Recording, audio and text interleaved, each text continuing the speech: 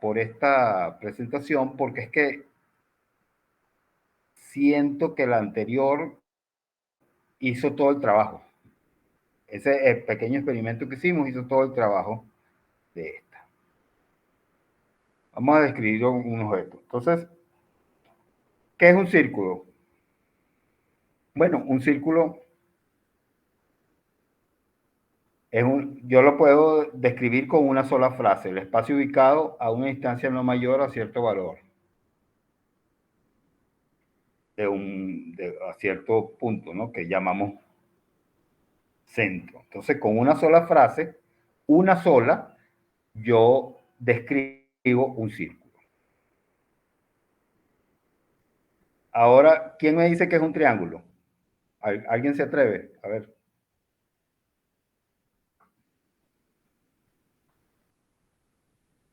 Ok, un triángulo, fíjense, un triángulo, ¿qué es más sencillo? ¿Un círculo o un triángulo? A ver qué opinan ustedes. ¿Qué es más simple? ¿Un círculo o un triángulo? Un triángulo. Ajá. ¿Alguien está de acuerdo? ¿Alguien está en desacuerdo?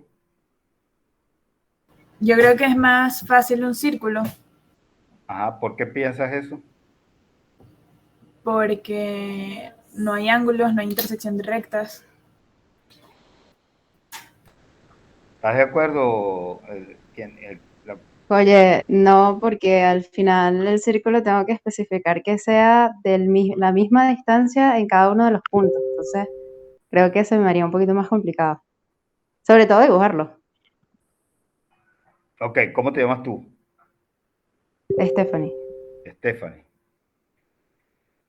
¿Y cómo se llama el círculo? Gaby. Gaby. Ok, bueno. Bueno, vamos a estar de acuerdo, vamos a ponernos de acuerdo en unas reglas aquí para decidir qué es más, la palabra que cabe aquí exacta y precisa es qué es más complejo. Entonces, Stephanie dice que es más complejo el círculo y Gaby dice que es más complejo el triángulo. ¿Estoy de acuerdo? Profe, ¿pero qué definimos como complejo? Sí. Ajá, es que eso es lo que voy a, es justamente eso. Ajá, ¿quién me habló allí? ¿Quién hizo la pregunta? Michelle. Michelle. Michelle.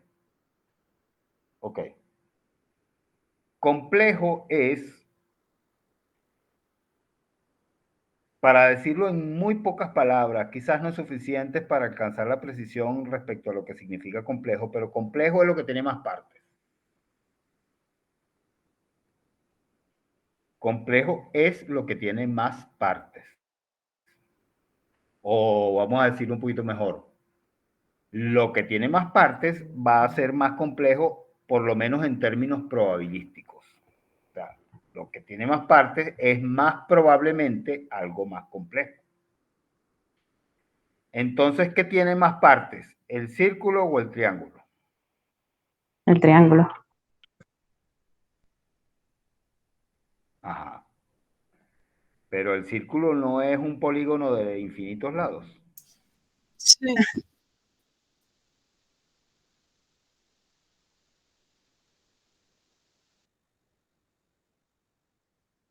Exacto, y cada punto tendría un ángulo en específico. Bueno. ¿Cuántos puntos tiene un círculo? Infinitos. ¿Y el triángulo? Infinitos. Entonces no veo el punto. Ok, hay que tener mucho cuidado, porque aquí en esto de lo complejo, en esto de lo complejo también interviene una cosa que antes no mencioné, que es la simetría. Y entonces, bueno, definir simetría y cómo es la simetría y que depende el punto de vista, se complica la discusión, ¿verdad? Eh, eh, pero podemos estar de acuerdo en que la simetría reduce la complejidad. Totalmente. Sí. Ajá. Ok, y entonces, ¿qué tiene más simetrías?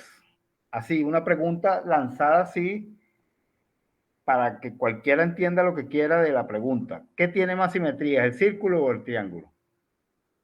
El círculo. ¿Ok? Entonces, de acuerdo a eso, ¿qué es más complejo, el círculo o el triángulo? El triángulo. El triángulo.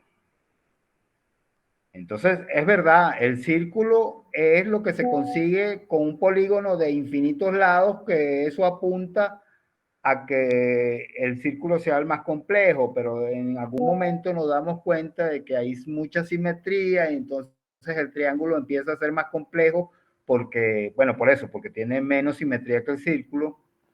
Y fíjense que yo en el triángulo tengo que decir, o bien decir dónde están los tres vértices, o bien decir cuáles son las tres rectas que lo forman. Mientras que en el círculo tengo que decir una sola ecuación. Una sola me basta para describir el círculo. Claro, esa ecuación del círculo no es lineal. Entonces, si yo saco mis cuentas cuantificando la complejidad por número de objetos que forman su perímetro, el triángulo va a ser más complejo, sin duda alguna. Pero si incluyo en la cuenta la complejidad de los objetos que constituyen esa frontera, a lo mejor el círculo acumula unos puntos que ya no nos hacen tan clara la respuesta, ¿no?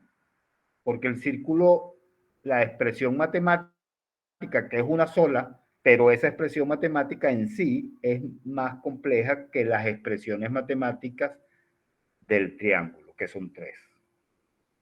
Entonces, la mejor respuesta para esto es la que ustedes me han dado. Depende de a qué llamemos complejo. Yo creo que es más complejo el triángulo, ¿no?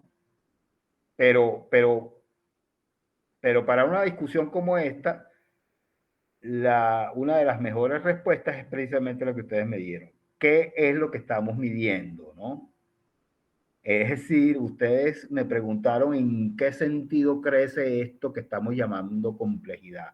Porque cuando ustedes me preguntan qué es más complejo, no le están preguntando a un periodista que diga que es para él algo complejo o que es complejidad. No, se lo están preguntando a un matemático. Es decir, ¿qué número indica mejor la complejidad? Esa fue la pregunta que ustedes me hicieron a mí. Porque ustedes estaban buscando una respuesta con ese nivel de precisión. Y eso está muy bien.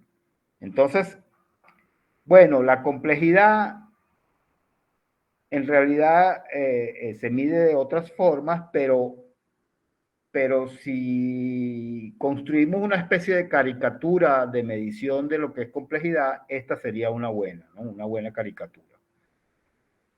Inicialmente dijimos que el número de objetos, pero esa forma de medirlo, que da como más complejo el triángulo, no toma en cuenta el hecho de que el único objeto del círculo, él es más complejo que los objetos que forman el triángulo. Entonces, bueno, aparece una cierta discusión que sería muy interesante continuar, pero que no vamos a continuar en eso ahora.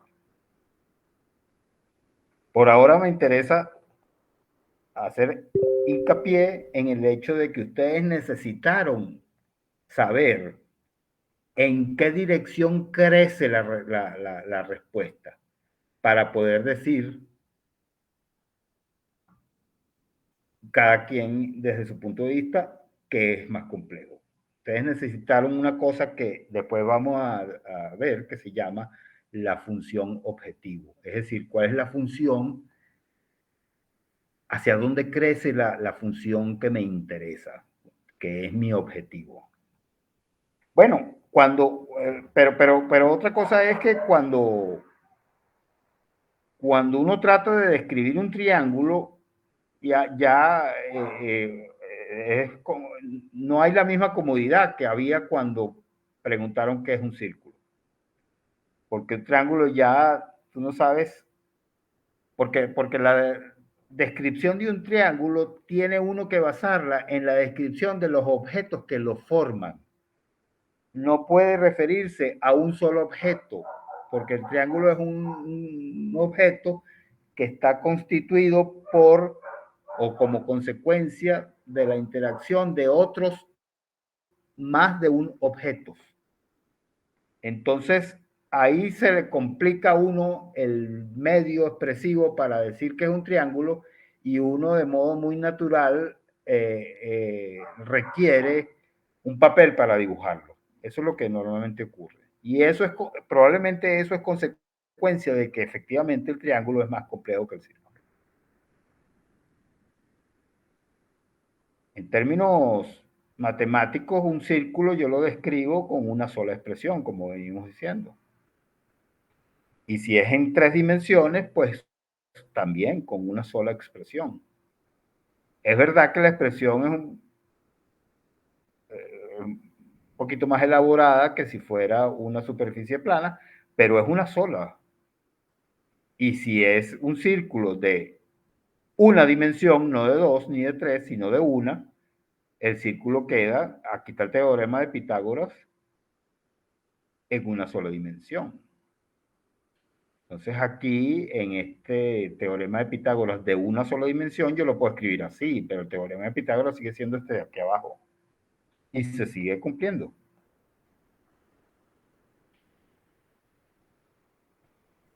Ahora, bueno, vamos a ver qué pasa cuando los espacios son lineales. Aquí yo tengo una desigualdad, una inecuación que me dice que X es válida o es factible cuando es menor que o igual a R. R es una distancia.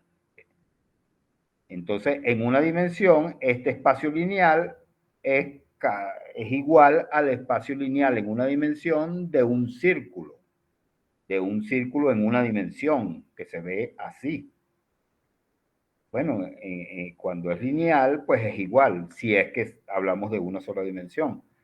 Pero si hablamos de dos, podría ser así. Entonces yo digo, bueno, esto, cosa que no tiene por qué ser un cuadrado, porque no he dicho cuánto mide A, B, C y D. Para yo describir esto, tengo que escribir estas 4 cosas. Y el espacio factible sería todo lo que está dentro del área azul, que es todo lo que cumple con estas 4 cosas al mismo tiempo. Estas cosas las llamamos restricciones. Y en un mundo lineal funcionan así. Se cumple todas al mismo tiempo. Y si no se cumplen, no estoy dentro de lo que llamamos espacio factible. Si alguna no se cumple, o más de una. Una o más de una. Entonces, fíjense que si ustedes tratan de simplificar esto, describiendo este objeto con una sola expresión como lo hacíamos con el círculo, no pueden. Es decir, no pueden. Nadie puede describir con las matemáticas nuestras, que probablemente sean las matemáticas universales de nosotros y de cualquier extraterrestre. O sea, yo creo que no es una respuesta que dependa del lenguaje matemático desarrollado, sino que es así. Yo pienso que es así. En ninguna parte del universo es posible describir esto con una sola expresión. Cuando digo esto me refiero a un perímetro cerrado. Entonces, en ese sentido, estos objetos lineales que para que sea objeto y sea finito, digamos, tiene que ser cerrado. En ese sentido, esos objetos lineales tienden a ser más complejos que los objetos no lineales que yo pudiera hacer cerrados. ¿Me explico? O sea, se entiende la idea, ¿verdad? Por favor, compi. No, no estoy muy segura, profe. Se refiere a que los objetos lineales son más complicados de restringir que los objetos no lineales. Claro, exacto. Sí, y eso es porque yo necesito varias expresiones lineales para encerrar un objeto lineal, mientras que cuando es no lineal, yo puedo intentar encerrarlo con menos ecuaciones,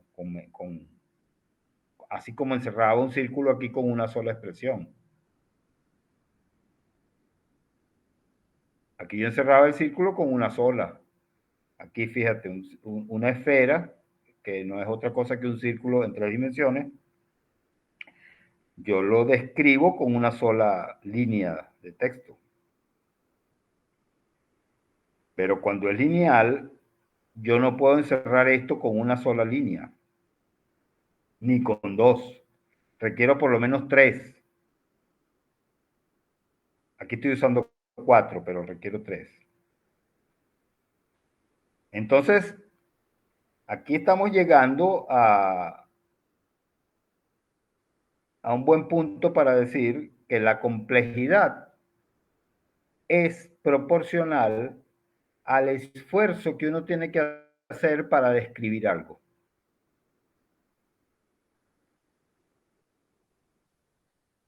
¿Ok? La complejidad es proporcional al esfuerzo que uno tiene que hacer para describir algo.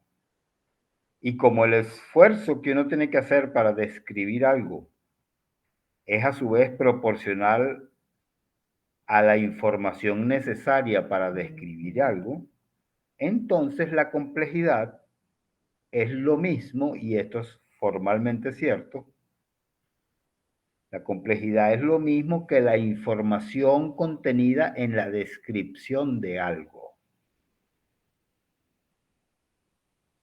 Pero claro, la complejidad, alguien puede describir algo con muy poco talento y puede hacer una descripción muy mala de algo que exige mucha más información escrita o de la que, del tipo que sea, de la que realmente es requerida. Y eso no quiere decir que eso que esa persona está describiendo sea así de complejo como luce.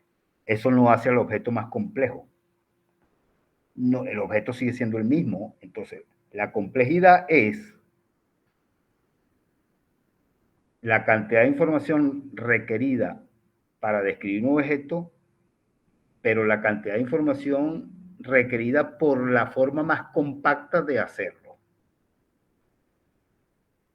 Y como siempre es posible pensar que viene algún tipo muy inteligente y da una mejor descripción de algo, entonces nosotros decimos que la complejidad de las cosas no es posible asegurarla, ¿no? Porque siempre puede venir alguien a darse cuenta de que hay una mejor manera, más compacta, más efectiva, más corta y de menor información para describir algo. Y en ese caso, si se logra, estarías estableciendo que la complejidad de ese objeto ahora es menor porque apareció este genio que logró decir lo mismo con menos información.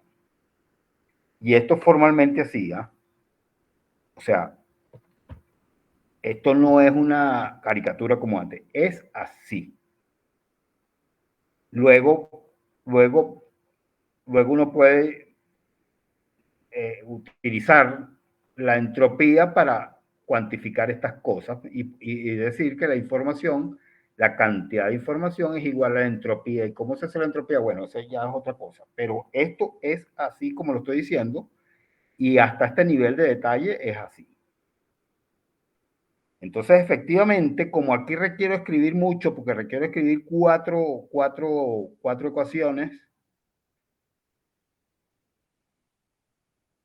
probablemente este cuadrilátero sea más complejo que un círculo.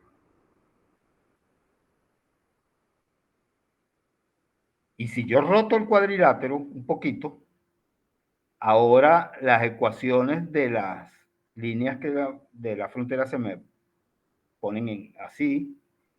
Y bueno, todo se vuelve un lío, ¿no? Porque ahora es más complejo porque, bueno, porque escribir esto requiere más información que escribir lo anterior, que escribir esto, ¿no? Sigue siendo el mismo cuadrado, pero como decía alguien allá, que no sé el nombre, era un chico que me comentó que depende del punto de vista. Algo así me dijo, ¿verdad?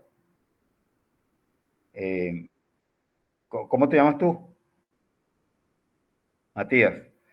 Como dijo Matías, bueno, depende, efectivamente, depende del punto de vista, porque si yo ahora este cuadrilátero, que es el mismo de antes, pero que lo estoy viendo con la cabeza un poquito inclinada, que parece que lo que incliné fueron los ejes, pero no, o sea, no es que cambié el cuadrilátero, sino que cambié mi punto de vista. Ahora la cosa creció, ahora es más complejo. Bueno, esto es precisamente un buen ejemplo de lo que dije antes. Si alguien ve esto muy complejo, a lo mejor viene un genio y lo ve así y dice, no, eso en realidad es tan simple como esto. Entonces, fíjense que la complejidad depende de la habilidad del que describe. ¿Ok? Que es una cosa que siempre nos han dicho en otras palabras, pero que ahora estamos amarrando un poquito al concepto mismo de lo que es la información, ¿no? Si yo, ajá, y esto me da oportunidad para mí para decirles otro de los mensajes que yo siempre digo. Si ustedes quieren ver las cosas complicadas, porque les gusta verlas complicadas, pues vean lo complicado. Es la misma cosa vista desde el lugar en que no queremos entender cómo son. Si ustedes quieren no entender cómo son las cosas, bueno, eso es fácil. Enróllenla. Hagan todo el esfuerzo que puedan para no entender. Que es un esfuerzo que mucha gente hace, ¿no? Y además lo hacen con éxito y el resultado es que no entienden nada. Pues no, aquí el objeto en este curso y en general, el objetivo es entender, es ver desde qué punto de vista vemos la cuestión con más simplicidad para que nos alcance el cerebro para entenderlo. Porque es que el problema es que cuando la cuestión se complica, no nos alcanza el cerebro. No, es que no nos alcanza. La gente dice que somos inteligentísimos. Bueno, yo no sé, ¿qué importa si lo somos si no nos alcanza? Entonces, las cuestiones hay que verlas, hay que buscar el ángulo, hay que buscar el patrón que nos permita describir las cosas en términos simples, y cuando son suficientemente simples es cuando nos sentimos animados a decir, ah, entendí. Pero para poder entender hay que buscar el ángulo desde el cual luce lo más simple posible. Ok. Lo que pasa es que toda esta cuestión del razonamiento espacial y están todos íntimamente relacionados, y esto invade un poco unos temas que pertenecen al campo de lo que es la teoría de la información. Pero yo no puedo dejar pasar la oportunidad para hablarles de esto porque creo que tiene impacto en el propio curso de modelos lineales. Bueno, entonces aquí tengo la frontera de este cuadrilátero, se describe con una línea morada así, una línea azul así, una línea verde así y una línea roja así. Y lo que cumple con las cuatro al mismo tiempo lo sombreamos ahora de azul y eso se llama espacio factible. ¿Ok? Entonces,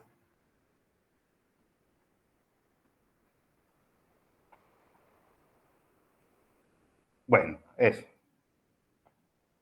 Podemos describir estas cosas con expresiones que son sencillas, cada una de ellas, pero son varias. Y así es como hacemos las cosas en este mundo lineal, ¿no? Entonces yo puedo, en dos dimensiones, puedo hacer polígonos Por cierto, en el curso vamos a trabajar solo con espacios convexos, no como este que tiene este agujero aquí cóncavo. Porque si ustedes se ponen si ustedes lo piensan, ningún espacio factible que sea construido de esta manera, con estas técnicas, digamos, expresando inecuaciones, nunca puede tener una parte cóncava como esta, nunca. Pero estas cosas, independientemente del número de dimensiones donde viven, se llaman politops o politopos. Este prisma, por ejemplo, triangular que está acostado, es un politop de dimensiones, y este es un politop que también vive en 3 dimensiones, pero fíjense que el hecho de que la forma de estos triangulitos se repiten y se repiten y se repiten, le quita complejidad porque le agrega simetría y porque esa simetría nos permite comprimir nuestra descripción de este objeto. Entonces, todos estos son espacios lineales. Sin un espacio lineal en cualquier número de dimensiones, el que está acotado por objetos lineales también.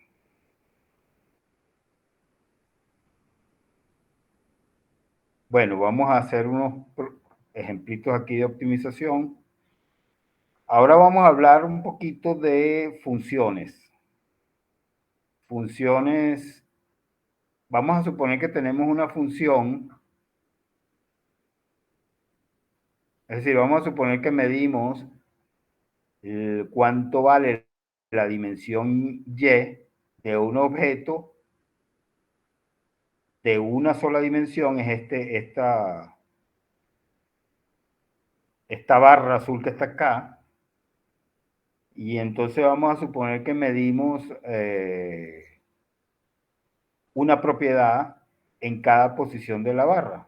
Entonces dividimos la barra en muchos pedacitos pequeños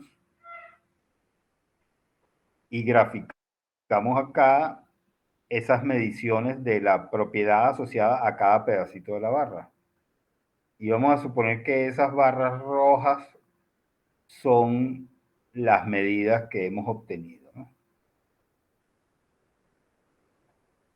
Entonces, estas son valores asociados a un atributo de una dimensión. Yo puedo decir que conectar esos puntos y formar esta curva, que claramente no es lineal, pero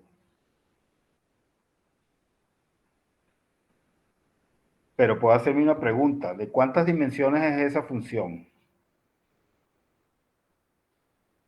¿Quién se atreve?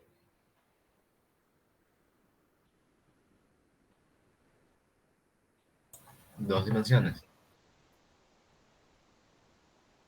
Ajá, ¿quién está hablando? De 2 dimensiones, profesor. Ajá, pero ¿quiénes me estaban hablando? Daniel. Daniel y José María. antes Matías, otra vez. Okay. Bueno, Matías y Daniel dicen que que es de 2 dimensiones. ¿Qué opina Stephanie o Gaby? Que es de 2. Yo también, profe. De 2. Okay. ¿Alguien opina distinto?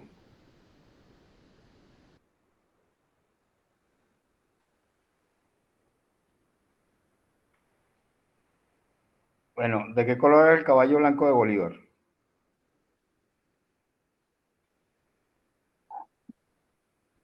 Mire, ¿qué está escrito aquí?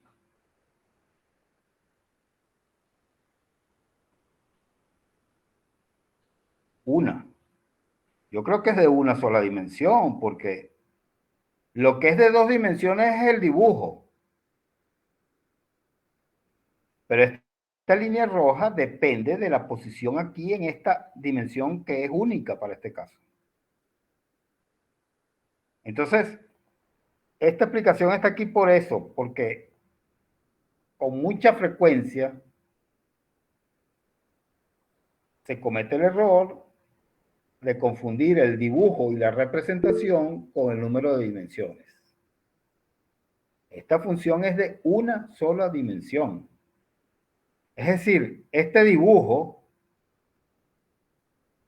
no existe en el objeto ni en el atributo que estamos midiendo, no existe. Esto nada más lo imaginamos nosotros.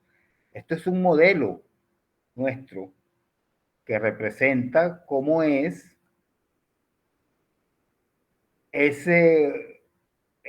los valores de ese atributo que estamos tratando de describir. Pero este fenómeno es de una sola dimensión.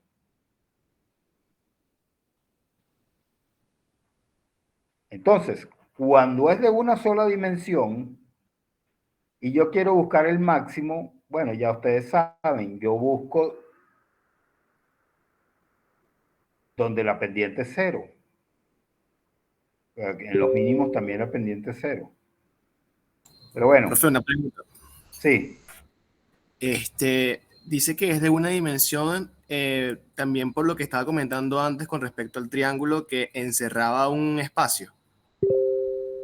Bueno, Y aquí el triángulo en sí es de dos dimensiones. No lo digo por eso, lo digo. ¿Cuál es la pregunta?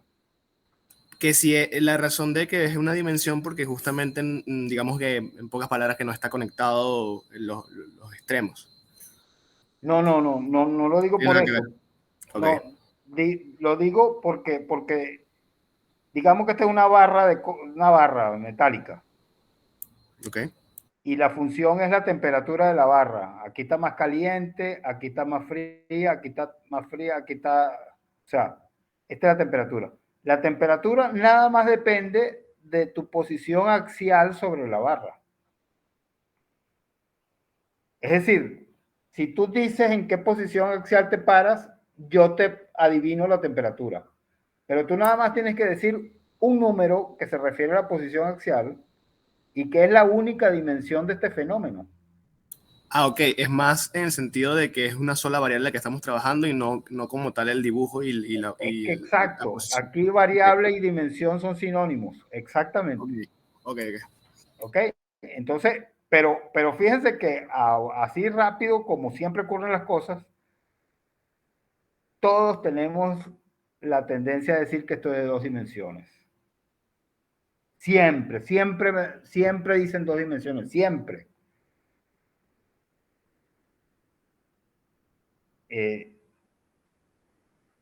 Porque, bueno, no sé si es que nos vamos por la ruta más cómoda y, bueno, claro, el dibujo de dos dimensiones nos da un poquito de flojera pensar. Yo creo que es eso. Lo cual es natural y tiene su lado positivo también, ¿no? Porque esa flojera pensar obliga a uno a buscar formas por las cuales llegar a las conclusiones correctas con menor esfuerzo.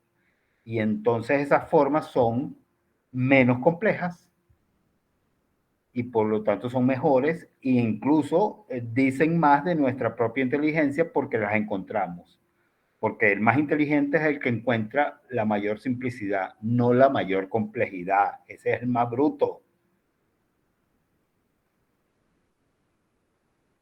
Es decir, si hay que cultivar el ser bruto, entonces póngase a hablar innecesariamente de las cosas.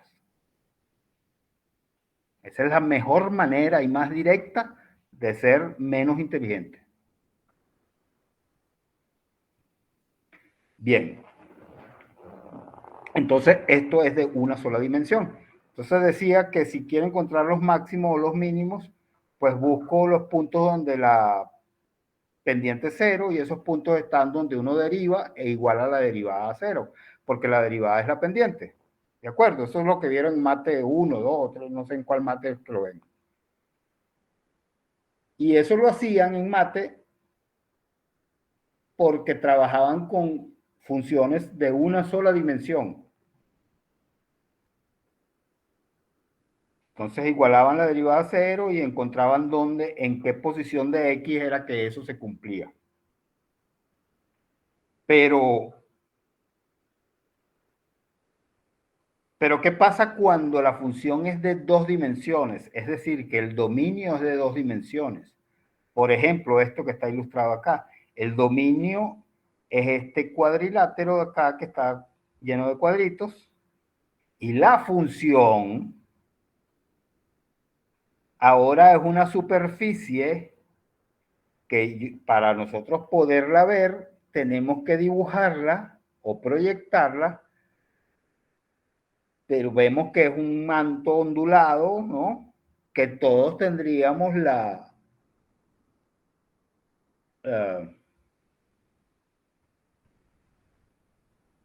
tentación de decir que es de 3 dimensiones. No, esta superficie es de 2. Porque si yo soy una bacteria y camina sobre la superficie, nada más puede caminar sobre la superficie. Es una superficie. Es de 2 dimensiones. Y es la superficie que resulta de la función definida sobre un rango, o un dominio, perdón, de 2 dimensiones, que es este cuadrilátero. Entonces, esto que estamos ilustrando aquí con un dibujo que parece algo de 3 dimensiones, es en realidad el dibujo de una función de 2 dimensiones. Y si trato de dibujar una función de 3 dimensiones, solamente voy a alcanzar a dibujar el rango o el dominio de la función, pero la función en sí, en 3 dimensiones, no puedo dibujarla porque tendría que representar una cuarta. A lo mejor puedo trabajar con la proyección, qué sé yo, alguna cosa de esas, pero completo no puedo hacerlo. ¿Se entiende entonces? Entonces, mucho cuidado con la interpretación de lo que son las dimensiones, porque tenemos la tendencia a decir una dimensión más de la que en realidad es. Las ecuaciones que tienen,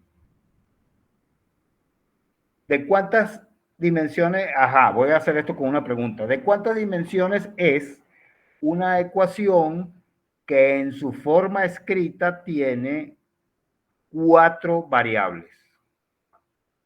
4 dimensiones. Ajá, otra vez cayeron en el error. Piénsanlo bien. Ya, esta pregunta es mucho más difícil, ¿eh? Ok, podemos decir que ese objeto que está descrito con esa ecuación de 4 dimensiones, o de 4 variables, disculpa, es de 4 dimensiones. Esa respuesta es bastante natural y sobre todo después del discurso que acabo yo de decir, donde digo que las variables son sinónimos de dimensiones. Pero hay que tener mucho cuidado porque cuando uno escribe esa ecuación, el igual... Habría que definir cuál, o sea, tendríamos una variable dependiente y 3 independientes, ¿no? Eso es lo que nos define la cantidad de dimensiones. Exactamente, exactamente. Entonces ahí hay que tener un cuidado. Yo iba a escribir aquí, pero prefiero que lo sigamos imaginando, creo que es mejor. Cuando ustedes tienen una expresión, una ecuación con 4 variables, vamos a decir que una de esas 4 variables se llama f, y por lo tanto eso sugiere que esa f es la función dependiente de las otras 3 variables. ¿Me siguen? A ver, ¿me siguen? Sí. Sí. Sí. Entonces, lo que ok. Ahora si quieren, desháganse de la F, ya ella hizo el resultado, ahora tienen una expresión de 4 letras allí, ninguna es F, pero son 4. Y entonces la ecuación lo que está diciendo es que hay una relación entre esas 4 variables. Entonces, esa relación destruye, evapora, elimina un grado de libertad porque es una relación a la cual están amarradas todas las 4 variables entre sí. Y eso trae como consecuencia que ese objeto en realidad no es de 4 dimensiones, sino de 3. por lo que dijo, no sé si Stephanie o Gaby o qué. Michelle. O Michelle. Ajá.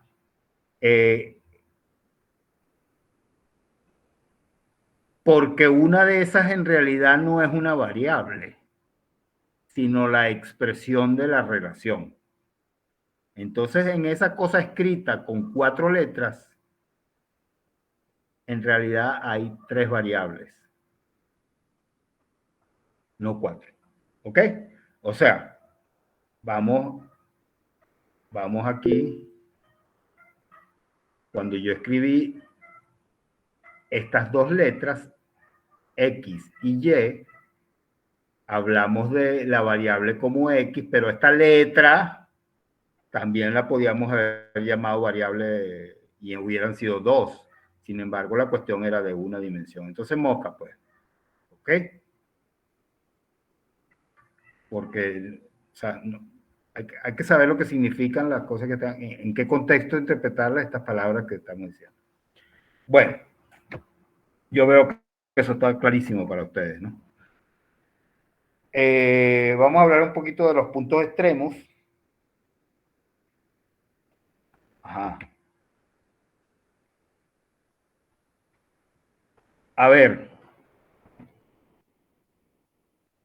vamos a resolver este problema de optimización en forma gráfica. Entonces, yo voy a... Vamos a suponer que tenemos un valor que crece como lo indica esta flecha roja acá.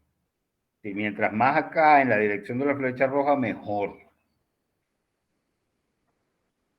Entonces yo voy a poner este punto que es la raíz de la flecha roja. Lo voy a mover así. Y ustedes me van a decir en dónde detenerme para que sea lo mejor posible, entendiendo que debo estar parado sobre alguna parte de este círculo azul que es el espacio factible. ¿Puedo estar aquí? No. Aquí puedo estar. Me voy a ir moviendo. No me salgo porque aquí no puedo estar. Tengo que estar aquí. Y ustedes me dicen cuándo llego al mejor de los lugares. Ahí. Ahí. Ok. Fíjense que llegué a un lugar en donde la línea perpendicular a la dirección que me interesa es tangente al espacio, a la frontera del espacio factible, pero puedo decir que este es un punto extremo, ¿no? En este contexto, este es extremo y este sería otro punto extremo, pero este sería el peor de los lugares y este es el mejor. Ok.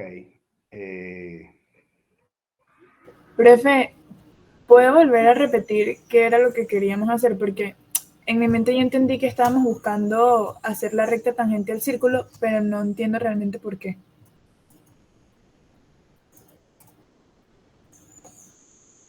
Bueno, ahí puedo estar. Dime. No, ¿Cómo que no?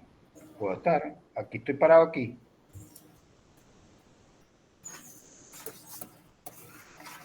es que creo que no entendí la pregunta. Ok. Aquí. Este ejercicio se trata de pararse en el mejor lugar. Y la regla dice que no puedo estar fuera de este área azul. Entonces, pararse para mí significa el lugar donde parte esta flecha roja. Aquí. ¿De acuerdo? Ok. Profesor, creo que se está confundiendo porque no definió cuál es el mejor sitio. Ok. Ya va. Todavía no he dicho eso. Pararse significa donde, en la raíz de la flecha roja. No mires la línea negra, no hace falta ahorita. Entonces, ahora, cuando yo me muevo en esta dirección sugerida por la flecha roja, mejora. Es decir, me conviene. Es decir, si yo estoy parado aquí, me conviene caminar sobre esta dirección de la flecha roja porque lo que voy a obtener es mejor que si no camino. ¿Ok? La flecha roja indica la dirección en que crece nuestra conveniencia. Entonces, si yo estoy parado aquí, yo voy a caminar para acá hasta que llegue aquí a este lugar y ahí no puedo seguir caminando porque me salgo, ¿no? ¿Se entiende ahora? Sí, sí. Ahora, ok. Ahora estamos parados aquí. Así que, ¿qué más puedo hacer para mejorar todavía mi posición? Dime. Moverte un poco más abajo a la derecha. Ahí, eso que estoy haciendo, ¿verdad? Ajá, exactamente. Ok, ahí llegué a un lugar. Ahí ¿puedo mejorar mi posición? Te pregunto. No, creo que ese es el más óptimo. Ok, ahí es el óptimo, no más óptimo. Es el óptimo, óptimo solo hay uno y no admite, mucha gente lo dice porque lo entienden lo óptimo de otra manera, pero decir más óptimo es como decir más primero. Ok, ok. Ok, entonces, por favor, no digan más óptimo, suena horrible. Y no va a ser menos confuso para nadie si dicen el óptimo. Y si no están seguros de conseguir el óptimo, digan queremos mejorar. Porque eso de que es por situarse en el óptimo es de una pretensión y una arrogancia terrible. No siempre podemos asegurar que estamos en el óptimo. Entonces, ok, aunque sea lo más común que uno escucha por allí, no se dice más óptimo y cuando vayan a usar la palabra óptimo tengan cuidado de que se estén refiriendo verdaderamente al óptimo y que saben que es el óptimo y que lo pueden demostrar y que pueden estar seguros de eso. Si no, busquen una manera un poquito más humilde de decirlo. De todos modos, ese es nuestro propósito. Conseguir el óptimo y poder demostrar que estamos en el óptimo. Ese es el objetivo, pero no siempre se puede, ¿no? Ok, entonces desde aquí luce evidente que no puedo moverme hacia un lugar mejor y por eso puedo decir en este caso que ese es el óptimo. Bien, y en ese caso, la tangente, ahora sí vamos a mirar la tangente a la flecha roja, la tangente no, la perpendicular a la flecha roja es tangente al círculo, ¿no? Ok. En este caso, vamos a saltar a 3 dimensiones. Bueno, lo mismo, ¿no? Me pongo por ahí en donde sea tangente. Pero fíjense que los objetos ahora ya no es un objeto de una dimensión lo que estoy poniendo como tangente, sino un plano.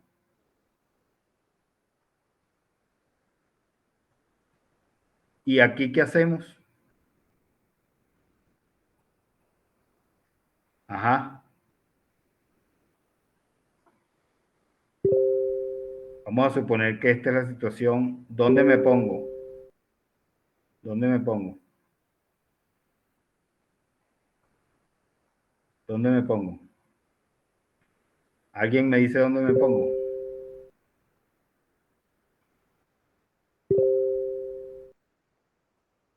Esta, ¿no se ve? Sobre alguno de los vértices. Ajá, ¿cuál vértice? Dímelo. Ah, puede ser. Este.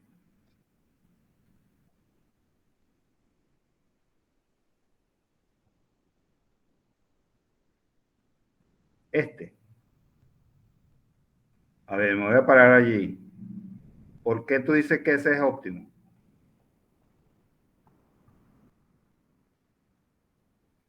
Pero es que aquí lo alto no es lo que importa es esta dirección señalada por la flecha roja.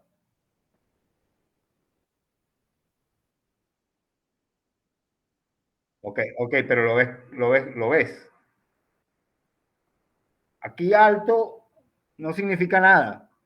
Aquí o sea, hay que definir qué es lo que significa algo. Y lo que significa algo lo define la flecha roja. Entonces es aquí. De aquí no puedo moverme a ningún lado y mejorar al mismo tiempo. Si me mejoro acá, mejora, pero estoy violando las reglas del juego. Estoy fuera del área factible. No puedo estar ahí. Fíjense que el concepto de tangente aquí colapsa. Ya no vemos, o sea, rigurosamente no hay tangente porque en este vértice las cosas no son derivables. Pero mejor si yo busco una lupa, una super lupa y me meto aquí y amplío esto hasta el infinito, a lo mejor yo le veo algún radio a esta curva que debe estar allí escondida. Pero ¿qué pasa si yo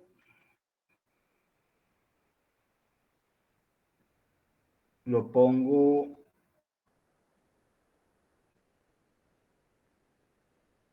vamos a ver, así? ¿Cuál es el óptimo allí? Díganmelo sin mover. ¿Cuál vértice es el óptimo? Sigue siendo ese, ¿no? Sigue siendo ese. ¿Por qué dudas?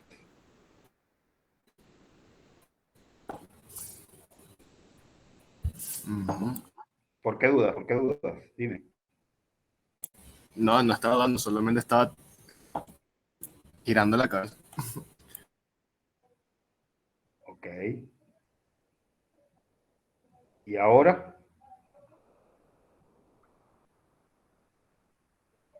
¿Y ahora la ¿Y ahora? Seguiría siendo el D. Seguiría siendo este. Ujú.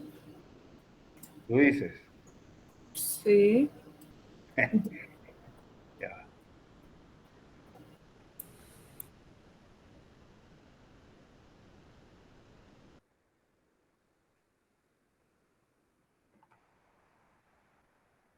Este, ¿no?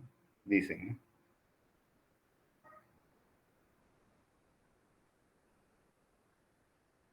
Sigue pensando que ese se mantiene como óptimo. No. Ajá.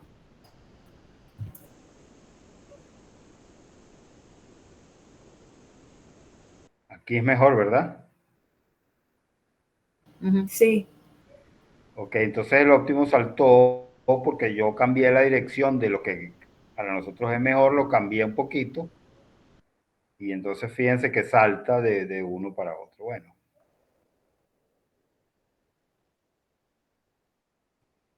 Sí, exactamente así. Y no se dice más óptimo. ¿Ok? Que me vuelva a decir más óptimo, le bajo 10 puntos en la nota final. No se le ocurra ni pensar en eso. No se dice más óptimo. Ok, entonces,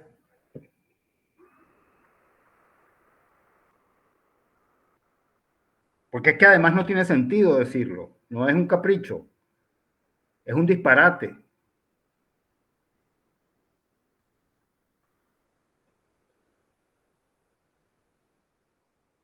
Entonces llegamos ahí. Fíjense que el salto fue súbito, ¿no? Es decir, apenas esta pendiente provoca que su perpendicular sobrepase la inclinación de esta frontera acá, tac, salta el punto óptimo. Hay un momento brevísimo, tan breve que prácticamente no existe, en que la inclinación es la misma y el óptimo es ya no, ahí no un punto, sino toda esta arista, ¿no? Pero esa arista incluye los dos vértices. Es decir, no estamos, con eso no estamos desvirtuando el hecho de que el óptimo siempre está en algún vértice. Y en este caso conceptual, porque eso nada más ocurre de modo conceptual, está en más de un vértice, en este caso dos. Pero siempre hay posibilidades de descubrir, yendo a más detalle, en realidad cuál de estos dos es realmente el óptimo, si logramos distinguir la inclinación real de esta recta negra aquí, comparada con esta, ¿no? Siempre va, o sea, ¿en qué momento son las 12 del mediodía? Pues en ningún momento, porque tan rápido pensamos en eso, ya pasaron las 12 del mediodía. ¿Entienden? Eso es tan fino, el decir exactamente las 12, que en términos reales, pues prácticamente no existe. Uno siempre puede estar muy cerca de las 12 del mediodía, pero o estás antes o estás después. Y dos personas nunca llegan al mismo lugar a la misma hora.